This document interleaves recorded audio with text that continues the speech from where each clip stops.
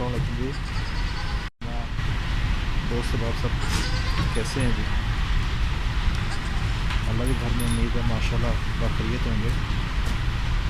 एक नई वीडियो के साथ आपका अपना होस्ट, आपका अपना दोस्त, अपना भाई मोहम्मद वैस मुगल हाज़िर खिदमत हूँ जी। ऐसे है कि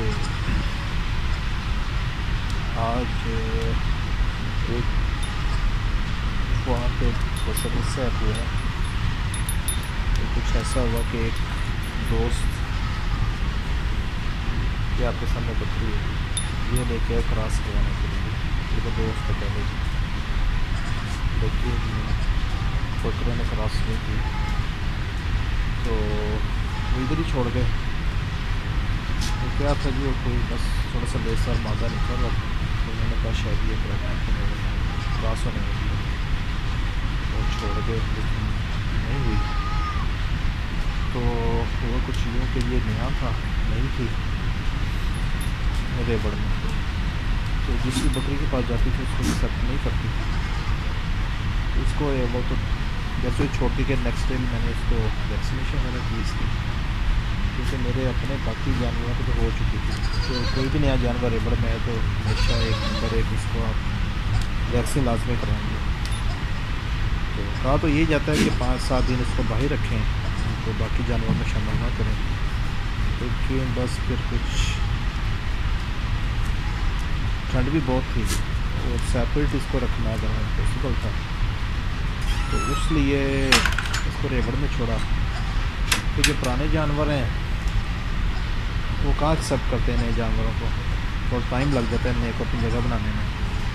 तो जब ये खाने के नज़दीक होती तो वो इसको टक्कर मार के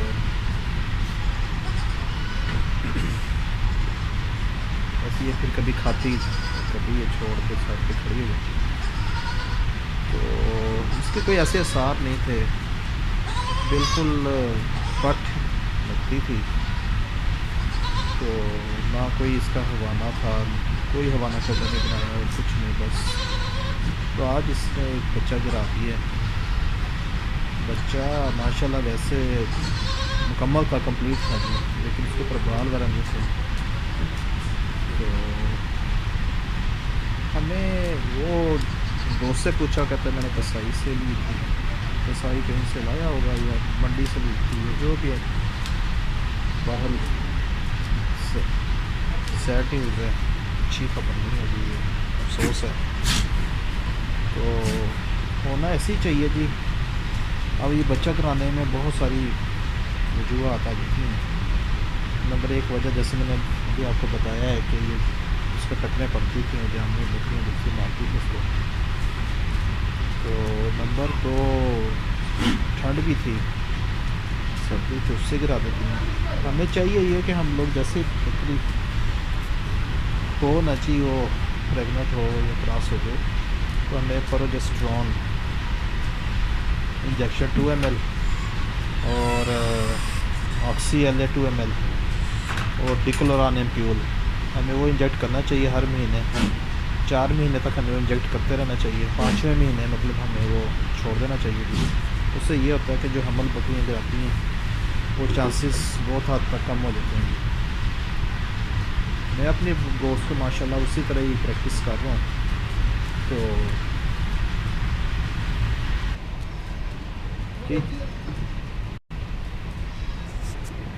जी तो बात हो रही थी कि मेरे फार्म पे जो भी